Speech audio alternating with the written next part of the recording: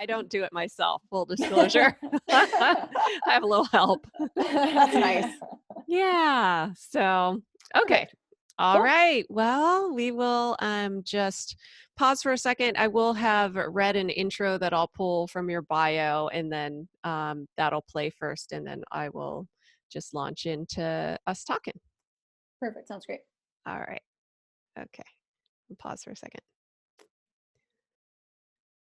Well, Melaney and Malia, thank you so much for taking the time out to talk to me tonight. Definitely. We're happy to be here. Absolutely. I'm really excited to have you on. I want to tell a little bit of a backstory. So you're, as my intro stated, you're winemakers here from Oregon. And I want to tell the story of how I discovered your wine. So one of my good friends called me up one day, just out of the blue. And of course, we're kind of like mid-pandemic. So, there's not a whole lot going on. And I remember it was like late in the summer this year. And she said, you have to come over and try a glass or two of this wine. And she's got this beautiful view from her front porch, and she has some chairs out there. It was breezy, but it was warm, and you could look down over the entire city. And I was sipping poppy while looking at the city, and it was just like one of those moments of perfection where I'm like, oh my gosh, I pretty much just forgot it was 2020. And I was like, oh.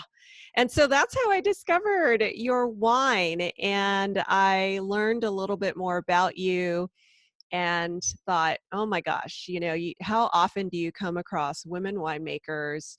It's such a male dominated industry, and I just really wanted to talk to you both. So Oh boy. welcome. Yeah. We're familiar Thank with you. that, definitely.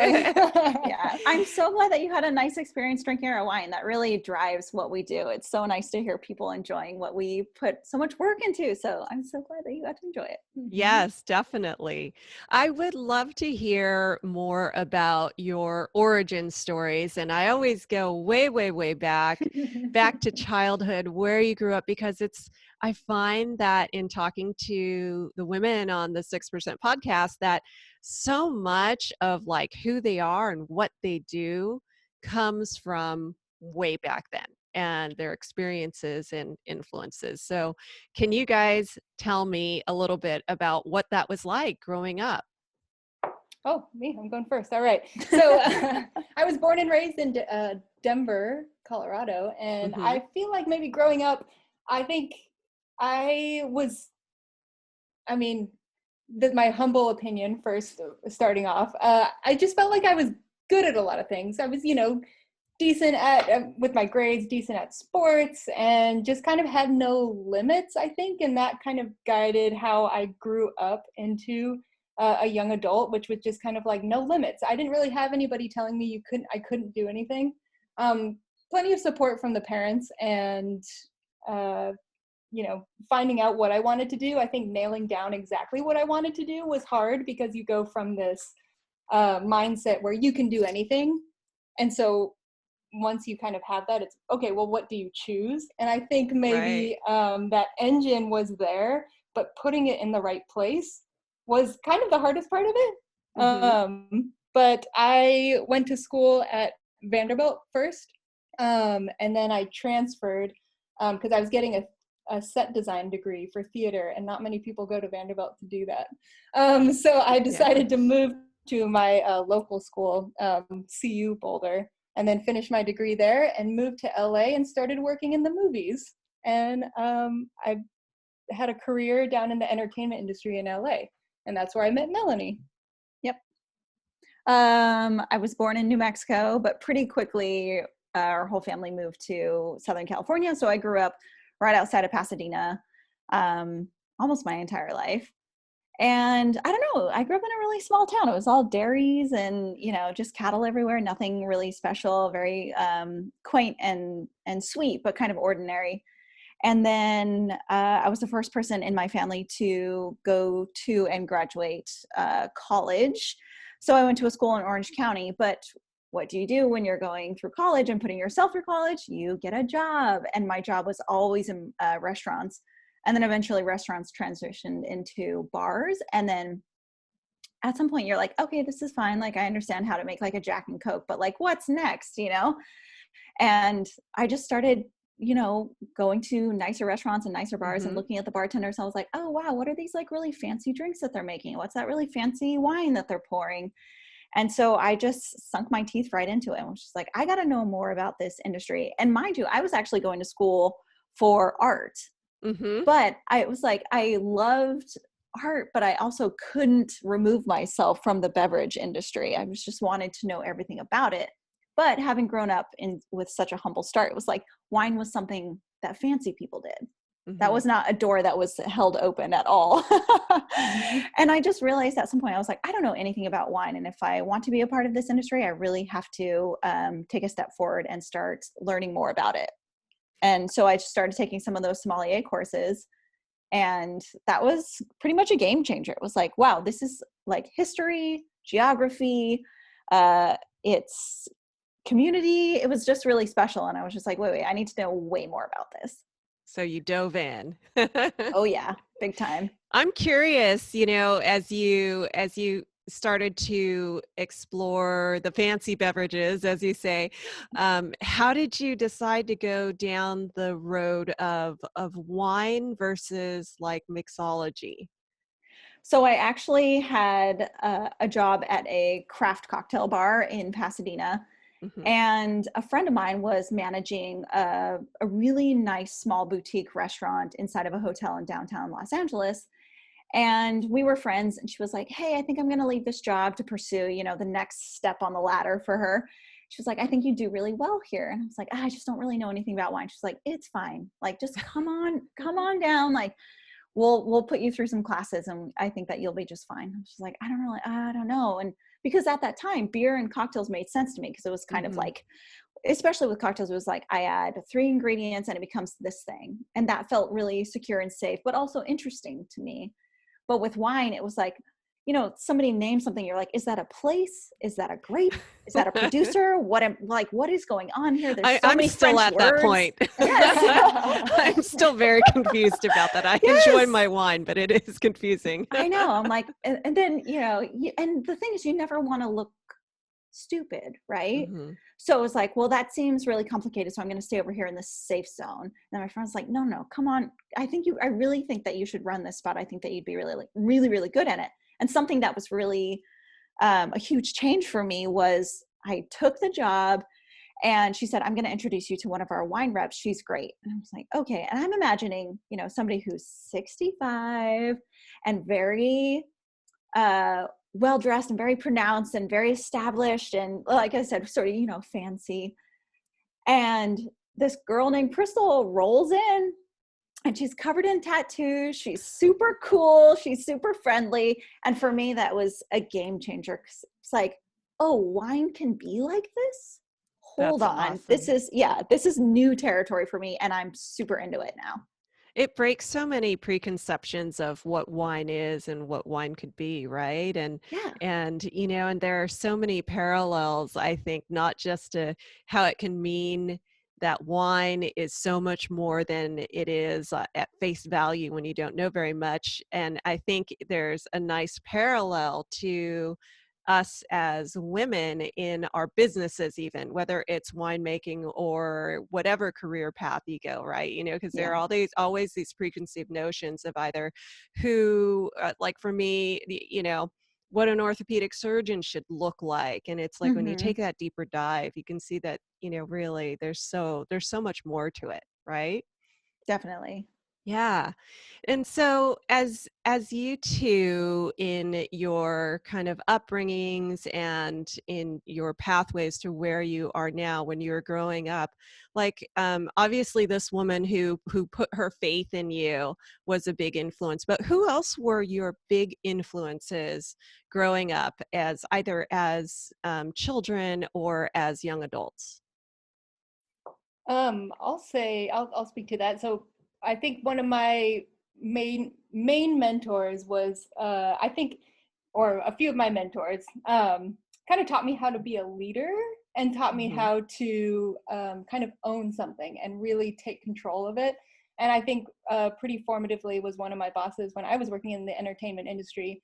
And she owned one of the biggest set construction companies. She was in charge of building the Oscars, a bunch of really important sets. And she worked as hard as any person around her, and then somehow also led. So she wasn't, I don't know, there was something just kind of about her that I wanted to emulate going forward. So I think it's funny how the two responses in our answers from the last question, where Melaney is very driven in winemaking, and I have a very philosophical approach into like, what do you devote your working life towards? Right. And my past is in entertainment, but it just kind of like, it just slowly led, I don't know, so many different turns in the river, led to just devoting, your working life towards wine. And I think that comes from just wanting to be really good at something philosophically, and putting all that energy into it. And so learning how to lead and be a business owner, I don't know, from, I guess, these people in my young adult life has now led us to like really owning something ourselves. And that's what excites me.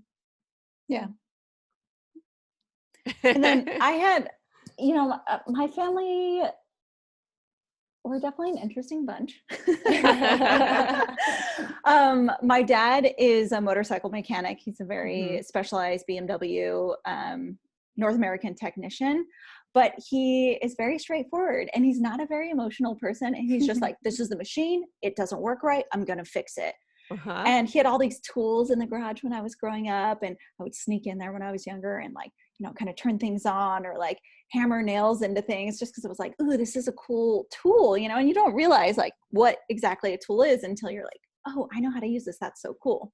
Yeah. And then my mom is definitely more assertive, and she's just like a take no SHIT from anyone kind of person, You're allowed to say shit on here. I wasn't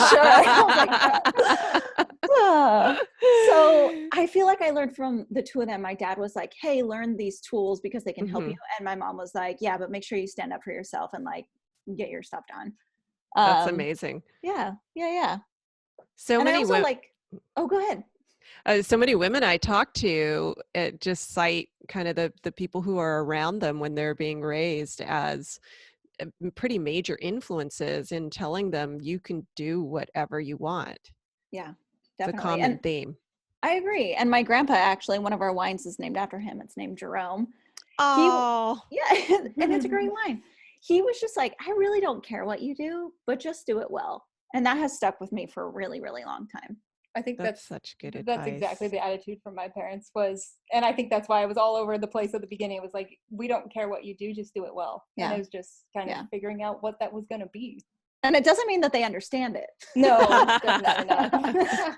I know we're definitely not one of those we're not a wine family. Neither of us came from this big wine background. And I mean, breaking into an industry where you've got huge families of generations of winemakers, I mean, what we're doing is,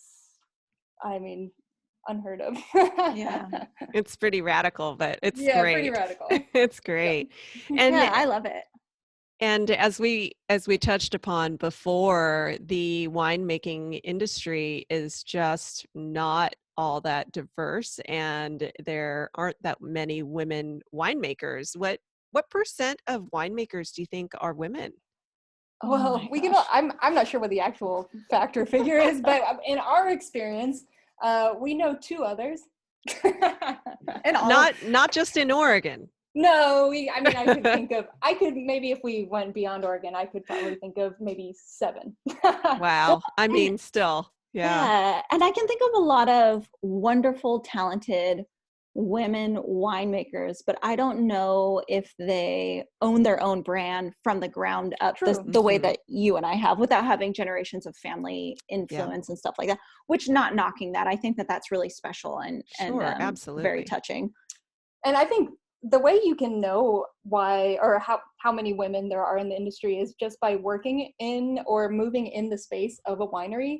Nothing is designed for women. Nothing's designed in a way to use that's ergonomic, that's smaller, lighter, or, you know, not that we need that stuff, but we don't have this 6-foot brute strength to move a lot of this stuff. And that was really hard for us when we started learning wine, was, oh, this wasn't meant for us.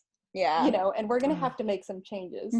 Like, for instance, one of our very first years, I remember watching Malia climb inside like a 4,000 gallon tank. And you climb in there with a pressure washer, and they're like, okay, pressure wash this tank. And you're like, I think this tank is going to swallow me, and I think this pressure washer is going to shoot me to the moon. But you just That's some great imagery. Yes. Yes, but you just have to do it. And you know, because what's the alternative? You just quit, or you don't get the job done. No, you figure it out. You figure out like how to hold your body in certain ways, and how to utilize space that suits you better. Right. And I think we fantasize about all of the different tools that we're going to, you know, when we have our own winery and our own winemaking space, we're going to make this shorter, you know, we're going to make this longer, whatever it is, but we're going to just kind of invent some new stuff, which is exciting. There's probably a notebook hanging out somewhere in your place. Oh, all those things, right? Notebooks. Yep. In fact, the space that we're in now, there's all these electrical drops. So sort of these like utility plugs hanging from the ceiling. And I'm just too short to reach it. And I always have to get a ladder. I'm like, damn it. Like the other guys just go in there and they plug the thing in, no problem. And I have to get a step stool. And I'm like, I'm just too short. Yeah. You'll have to get in there and just kind of make some innovations and design. Definitely. You know, and obviously you're seeing that from that perspective, just the design of winemaking spaces are, you know, clearly not created by women, but do you see any shifts happening at all within the winemaking industry as far as seeing more diversity, and not just seeing more women, but just diversity of all types? Are you seeing that at all in the last several years? I think for me, that answer is twofold. I think there is definitely, I'm seeing a few more women in spaces, but I'm seeing sort of that next step down. Like the sommelier at a restaurant is now a woman. The wine buyer is a woman. The bar manager is a woman, you know, and you're just like, oh, okay, these are my people. This is really cool, you know, because you never know when you go into an account, who you're going to meet. And sometimes it's like that person, like our friend Crystal Williams, where you're just like, oh, okay, this is so awesome. Or even when we're delivering wine, there was somebody that we delivered to the other day, and their name on their form said Drew. And I just expected it to be a man. And I pulled up and it was a woman. It's like, okay, these are the people awesome. out there, like, spreading the gospel of good wine. And it feels really good. And I would say there are more, I mean, since we've been making wine in Oregon, it is more common to see a female face in wineries, but still not often. And in fact, we were working at our winery a few days ago, and a woman walked in, and it was shocking just to have a woman walk in, because we actually make wine in a shared space with 4 other male winemakers. So we're the 5th, the 2 of us. And so just having a female face walk in was a shock. Refreshing, right? Pretty bad. Yeah. And then I was going to say the other part of that is, and social media plays a huge role in exposing us to people in this industry that maybe we wouldn't get to see, at least in our tiny circle inside Oregon. But I think persons of color, like, I think that is something that I'm starting to see more of. Oh, but not necessarily, not even close to enough, though. Oh, no, definitely not. But what's really interesting, especially, I'm a white woman and Malia is half Filipino, half white. And so for Malia, she's a woman in the industry and she's a person of color. And it's just like, I think that catches a lot of people off guard. Yeah. And in fact, actually at the beginning of this harvest, a man was in the winery and he was visiting one of the other winemakers, and he looked at me and he said, "Do you work for that guy?" And that was his question. His first intro question was, "Do you work for that guy?" And I was like, "No, actually, we are our own label. We make wine here." So it was pretty, Yeah. it happens, you know. Yeah, It he definitely backpedaled pretty does. quickly. He did Yeah. pretty quickly. I think I shot him up pretty. Yeah.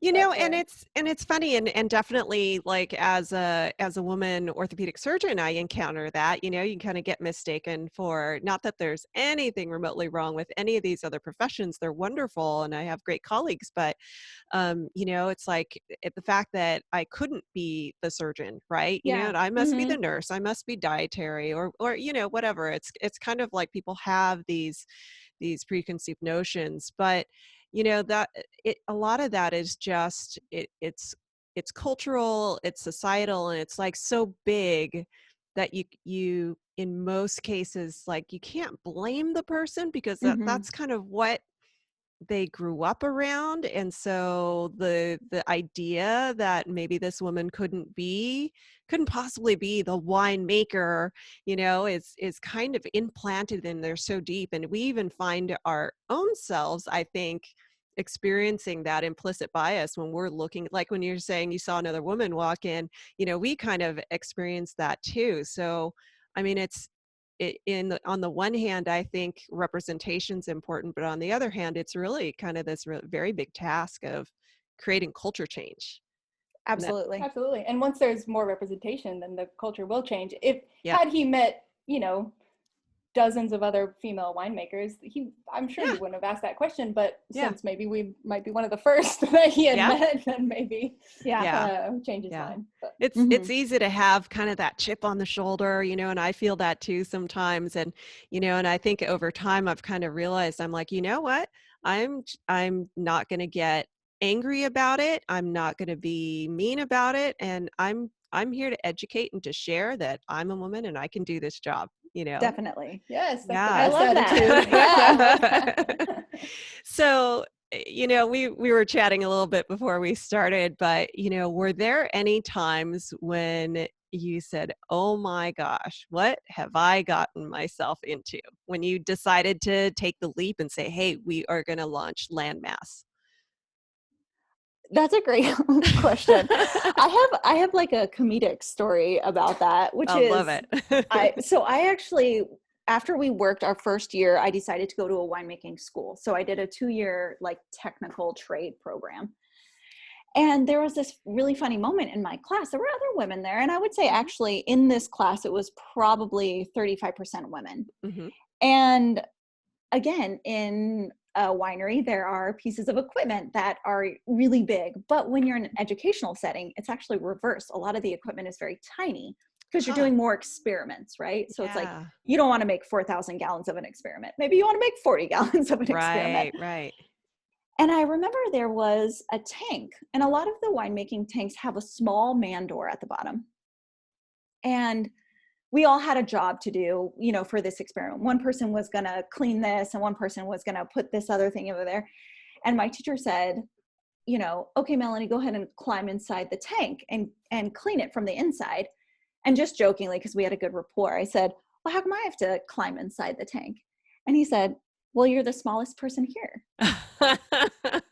And I remember just looking him dead in the eye going, no, I'm not. Oh my gosh. And believing it in my heart, because when he said small, my brain translated that into like less capable, right? And he's talking about my stature, but I looked at him, I said, no, I'm not. And he goes, look around. You're the smallest person here. And I looked at all 30 of my classmates, and that was the first time it occurred to me. I went, oh my gosh, I am the smallest person here. I just had no idea. It just didn't occur to me once. Did that make you want to quit? No, it did not make me want to quit at all. I was just like, all right, fine. I feel like when like launching the label, I mean, we don't have that much representation. There aren't that many mentors. We're starting a business, which I mean, already the upfront, you know, just time, energy, capital that goes into that is wild. But then also winemaking, especially when you get really, you know, further down into just the theory of it, it's a lot of manual labor. So not only are we giving like just so much time, energy, capital, we're also just tired at the end of the day. Like I said, that equipment is so cumbersome and heavy that it takes it out of you. And harvest is a really intense time of year, and a really high stress zone. Mhm. There's plenty of times where it's just kind of like, are we going to do this for forever? Are our bodies going to be able to handle this for forever? What are we going to be doing by the time we're 50 and we can't lift this stuff? Are we going to crawl on our knees and clean a pump or clean the press and all this stuff? But I don't know that we've ever like truly said, well, no, I guess we haven't said, what did we get ourselves what into? We've just like pushed through it. And I don't know, we're really excited to see where this goes, because I think the most exciting thing is that it's almost addictive about how you can kind of you get one chance a year to make the wine you're going to make for that year. So for us, we have about maybe 25 more shots. Malia wants us to retire when we're like 60. I don't Yeah, think we've got at least 40 more chances. Okay, she thinks that we're still going to make our best wine at 80 years old. Yeah. But each year we get to make better wine, and I think that's what propels us, and I don't think we'd quit. Mm-mm. Ask us again when we're 50 and really hurting. Right? Yeah.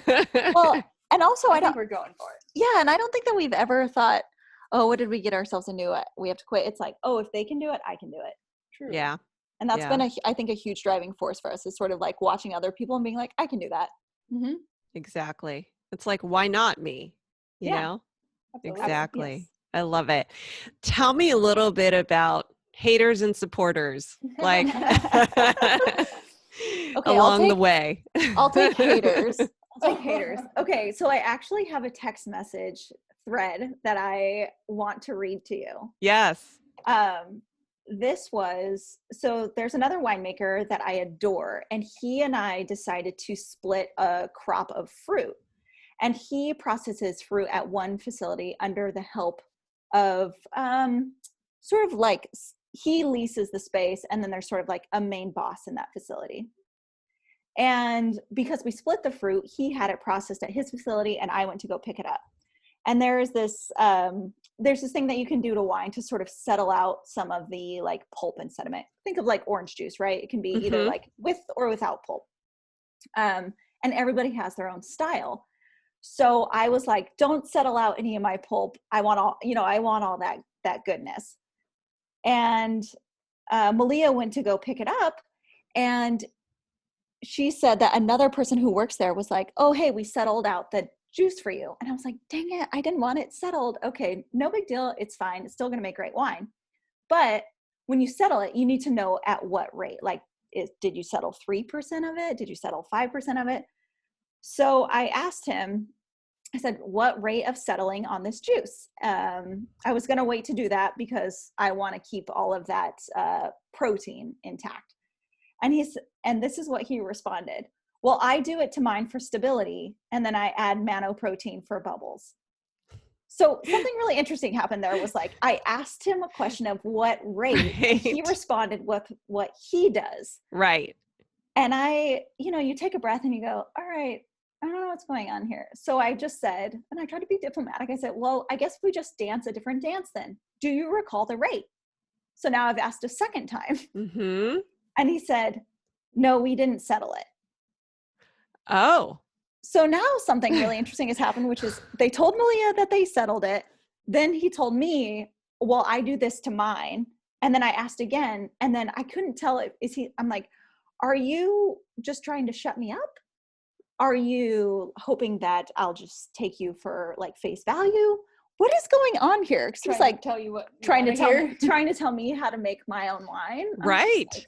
So yeah, that was an interesting moment where I was just like, wow, this guy really thinks that he can just like shut me up.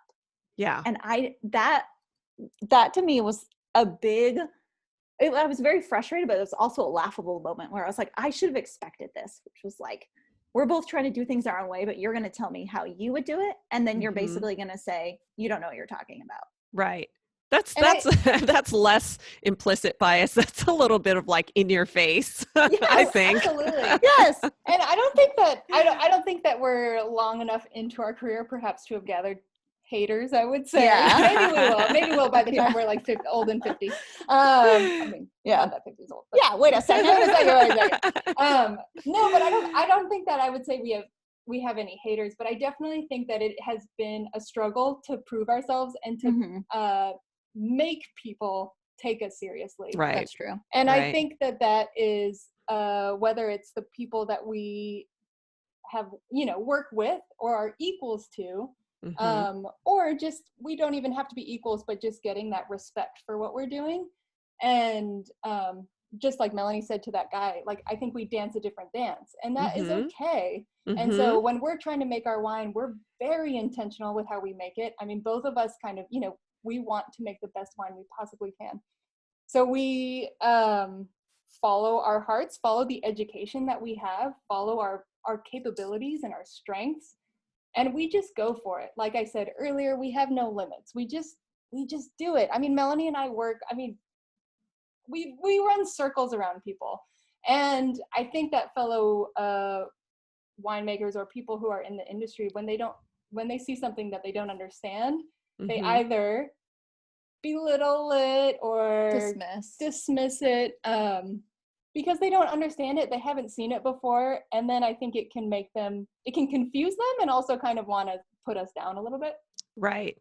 I think it takes a very secure individual to be able to see something or someone new and different, and instead of kind of defensively reacting, just kind of standing back and go, well, that's different. Cool. Yeah, definitely. And that's how we want to approach everybody, around us, which is just, everybody's, respect the hustle or respect, the techniques that they want to do, as long as we're free to do what we want to do. And that, it was nice hearing you speak so well of our wine earlier, but that's what we're hoping to do, is just make this really delicious wine. And that takes a lot. So we kind of only have room for the supporters, but we definitely now and then encounter some people who don't understand us. A little jab or a little weird comment or some, yeah. Like if we just, people like to say how long they've been in the industry, and not much room for like new takes on things, new young winemakers. Right. So they're puffing out their chests. Yeah. Absolutely. I want to talk about supporters, but I also want to bring up one other moment, which is Malia and I have now been doing this for 6 harvests, 6 seasons, one of them being international. But I remember telling somebody who knew me when I like day 1, and then fast forward to 6 seasons later, I said like, oh yeah, I've come a long way. Oh, it's good. It's so good to see you again. Yeah, things are totally different now. I've come a long way. And I remember he said, yeah, you're probably just more in debt now. Oh, I was like, well, that is true.